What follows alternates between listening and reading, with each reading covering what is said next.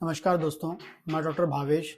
आज के वीडियो में अपन देखने वाले हैं कि ब्रेस्ट फीडिंग के क्या बेनिफिट्स हैं, बेनिफिट्स ऑफ ब्रेस्ट फीडिंग या बेनिफिट जो है बच्चे को क्या मिलता है ब्रेस्ट फीडिंग से। ठीक है, हर माता को पता होना चाहिए या जो अभी प्रेगनेंसी के बारे में सोच रहे हैं और जो प्रेग्नेंट हैं तो उन्हें इसके बारे में बिल्कुल पता होना चाहिए क्या इम्पोर्टेंस होते हैं ब्रेस्ट फीडिंग के, बच्चे को ब्रेस्ट फीडिंग से क्या क्या फ़ायदा होता है। ठीक है, पहले तो आपको बता दूं, कोई भी माँ यदि प्रेग्नेंट है या प्रेगनेंसी के बारे में सोच रही है तो ड्यूरिंग प्रेगनेंसी उनको अच्छा डाइट, अच्छे न्यूट्रिटिव वैल्यू वाला डाइट लेना चाहिए, न्यूट्रिशन वाले फूड लेने चाहिए ताकि जब डिलीवरी हो, ठीक है, तो बेबी के लिए प्रॉपर मिल्क फॉर्मेशन हो सके।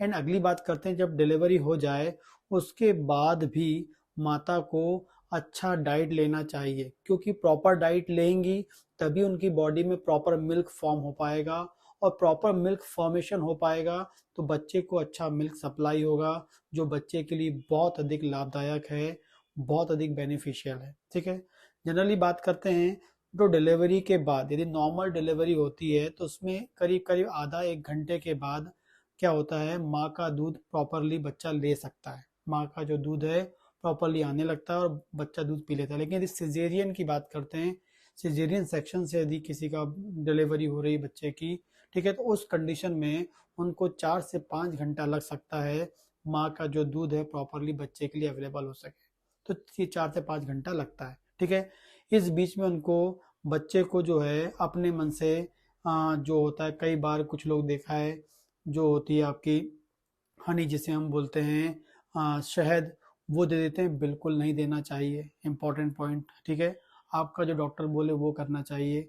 सेकंड, पानी में ग्लूकोज घोल के भी नहीं देना चाहिए, तो कई बार कॉमनली देखते हैं गांव वगैरह में बहुत कॉमन हो जाता है, बिल्कुल नहीं देना चाहिए क्योंकि इसके बहुत सारे साइड इफेक्ट्स हो सकते हैं। ठीक है, तो डॉक्टर के प्रिकॉशन के अकॉर्डिंग करें या फिर नॉर्मल डिलीवरी है तो आपको तो आधा घंटे के बाद माँ का दूध मिल ही जाता है बच्चे को। ठीक है, जो बच्चे का जो दूध मिलता है या माँ का जो शुरू का 2 से 3 स्टार्टिंग के 2 से 3 दिन का जो दूध होता है वेरी वेरी इंपॉर्टेंट होता है, बहुत ही इंपॉर्टेंट होता है।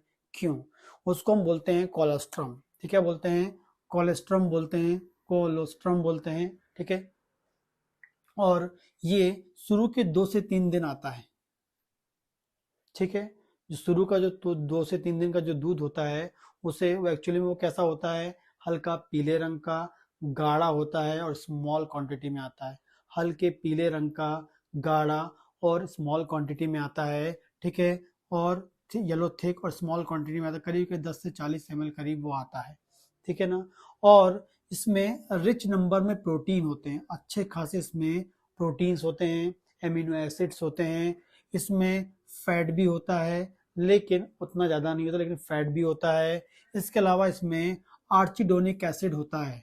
ठीक है, एंड डीएचए होता है, इसमें डीएचए स्पेसिफिक टाइप के फैटी एसिड्स होते हैं।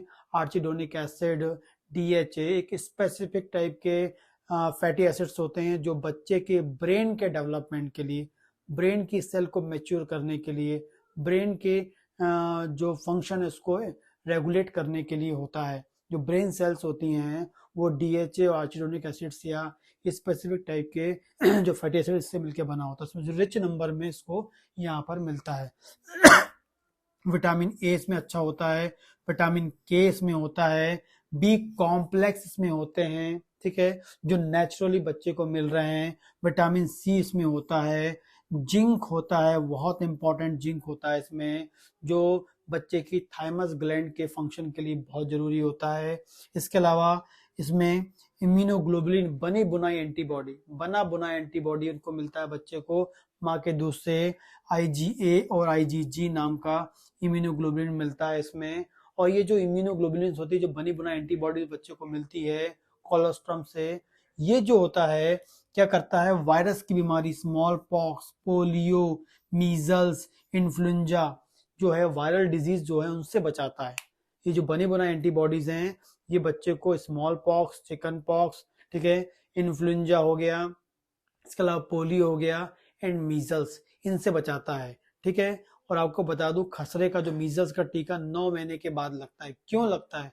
क्योंकि 9 महीने तक इस कोलोस्ट्रम से जो मिलने वाला जो एंटीबॉडी काम करता है उससे पहले नहीं लगाया जाता, 9 महीने के बाद लगाते हैं। क्यों लगाते हैं? क्योंकि उसकी बॉडी में मीजल्स से फाइट करने वाली एंटीबॉडीज उसको माँ के दूध से मिल जाता है। ठीक है, इसके अलावा बात करते हैं इसमें एंजाइम्स होते हैं। लाइसोजाइम में एंजाइम्स होता है, परऑक्सीडेज होता है, जेंथिन ऑक्सीडेज नाम के कुछ स्पेसिफिक टाइप के एंजाइम्स होते हैं। और ये जो एंजाइम्स होते हैं ये अपने आप में क्या होते हैं, एक इम्पॉर्टेंट काम करते हैं सेल के मैच्योरेशन के लिए। बच्चे का जो सेल है, बच्चा क्या होता है, जो छोटा बच्चा होता है वो ग्रोइंग बॉडी होती है, लगातार उसकी सेल में रेप्लिकेशन हो रहा है, लगातार उसकी बॉडी को न्यूट्रिएंट की डिमांड होती है, एंजाइम की डिमांड होती है, जो उसको इससे मिल जाता है। शुरू के 6 महीने तक माँ का दूध ही पीना चाहिए बच्चे को, क्योंकि वही उसके लिए सबसे इम्पोर्टेंट होता है। ठीक है, 6 महीने के बाद उसको आपको बाहर का कुछ खिलाना चाहिए। सबसे आइडियल ये है शुरू के 6 महीने माँ का ही दूध देना है, क्योंकि माँ के दूध में नेचुरली सब न्यूट्रिएंट होते हैं। लेकिन जितने न्यूट्रिएंट मैं बता रहा हूँ आपको, ये सिर्फ शुरू के 2 से 3 दिन का जो दूध आता है उसके में होते हैं, उसमें ये होते हैं। ठीक है, उसमें अपने आप में इम्यून सेल्स भी मिल जा रही हैं उसको, डिफेंस सेल्स भी मिल जा रही हैं। इतने इंपॉर्टेंट होता है ये दूध जो शुरू का 2 से 3 दिन का, उसमें इतनी इंपॉर्टेंट चीज को मिल जाती है जो बॉडी को प्रोटेक्ट करती है इन्फेक्शन से, प्रॉपर न्यूट्रिएंट पहुंचाती है। ठीक है, तो ये ब्रेस्ट फीडिंग का पहला बेनिफिट है। शुरुआती जो दूध है वो उससे मिलेगा, तो इतने सारी इंपॉर्टेंट चीज को मिल जाएगी। सेकेंड देखते हैं जो ब्रेस्ट बेनिफिट का है, ब्रेस्ट मिल्क का या ब्रेस्ट फीडिंग का, वो होता है, वो क्या करता है, बच्चे की लाइफ को बढ़ाता है।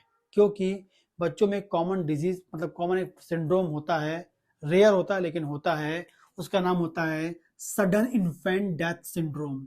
Sudden infant death syndrome, sudden infant death syndrome होता है, अचानक से हेल्दी बच्चा की डेथ हो जाती है। इसको बचाने के लिए, इसको रोकता है ब्रेस्ट फीडिंग। यदि आप प्रॉपर रेगुलर ब्रेस्ट फीडिंग कराते हैं तो इस प्रकार की जो प्रॉब्लम है सिंड्रोम से बच्चा सफर नहीं करेगा और डेथ नहीं हो पाएगी, बच्चा बचा रहेगा। ठीक है, बहुत रेयर होता है लेकिन ये भी एक इन्फेंट जो ब्रेस्ट फीडिंग है उसकी इंपॉर्टेंस होती है। आगे बात करेंगे, ये सप्लाई करता है nutrient for baby, proper balance nutrient. लगातार 6 महीने तक ब्रेस्ट फीडिंग करेगा तो जो आप खाना खाते हैं अभी बड़े एडल्ट में, वो उससे जो न्यूट्रिएंट होगा, हमारा जो बॉडी होता है वो दाल चावल सब्जी रोटी इसको रीड नहीं करता, उसमें जो न्यूट्रिएंट है उनको मानता है। आप कुछ भी खाओ आपको वो न्यूट्रिएंट मिलना चाहिए। तो जो न्यूट्रिएंट, जो माँ का जो दूध उसकी बॉडी में जा रहा है वो पूरे के पूरे न्यूट्रिएंट पहुंचा रहा है, प्रोटीन पहुंचा रहा है, फैट पहुंचा रहा है, कार्बोहाइड्रेट पहुंचा रहा है, विटामिन पहुंचा रहा है, मिनरल पहुंचा रहा है, वाटर पहुंचा रहा है, सभी के सभी न्यूट्रिएंट पहुंचा रहा है। ठीक है, क्योंकि जो बाद का मिल होता है ये वाला जो शुरू के दूध से बहुत अलग होता है। ठीक है, उनमें कुछ न्यूट्रिएंट की थोड़ी बहुत कमी आ जाती है, उसमें स्पेसिफिक आपको आईजीजी और आईजी जो एंटीबॉडीज है ये नहीं मिलेंगी, स्पेसिफिक एंजाइम्स नहीं मिलेंगे, लेकिन बाकी न्यूट्रिएंट आपको उसमें मिलते रहेंगे। आगे बात करेंगे, डिक्रीज करता है रिस्क ऑफ एलर्जी। ये एलर्जी की रिस्क को डिक्रीज करता है। यदि माँ का दूध नहीं पीता बच्चा और कुछ कोई फॉर्म में दूध लेता है दूसरे रूप में, तो कई बार वो बच्चे में एलर्जी प्रोड्यूस कर सकते हैं, और एलर्जी प्रोड्यूस कर सकते हैं तो उससे बच्चा लाइफ लॉन्ग सफर कर सकता है।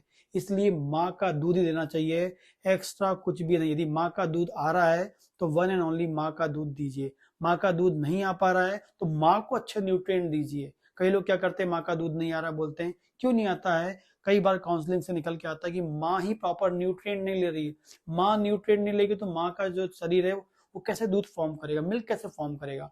तो माँ के न्यूट्रिएंट को इंप्रूव करें, ऑटोमेटिकली दूध बनेगा और बच्चे को दूध प्रॉपर मिल पाएगा। तो एलर्जी जैसी प्रॉब्लम से बचाता है। अगला है, डिक्रीज करता है रिस्क ऑफ जीआईटी, मतलब पेट के इन्फेक्शन से बचाता है।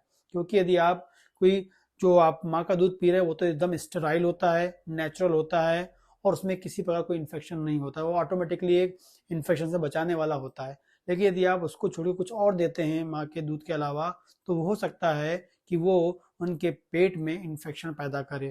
तो माँ का दूध यदि आप पीते रहेंगे तो पेट का इन्फेक्शन नहीं होगा, पेट की प्रॉब्लम नहीं होगी, पेट में दर्द नहीं होगा, पेट में स्पाज्म नहीं होगा, क्योंकि दूध में एंटी स्पाज्मोटिक, मतलब पेट के दर्द से बचाने के लिए भी स्पेसिफिक सब्सटेंस होता है जो बचाता रहता है बच्चे को पेट के दर्द से, इस प्रकार इन्फेक्शन से भी बचाता है।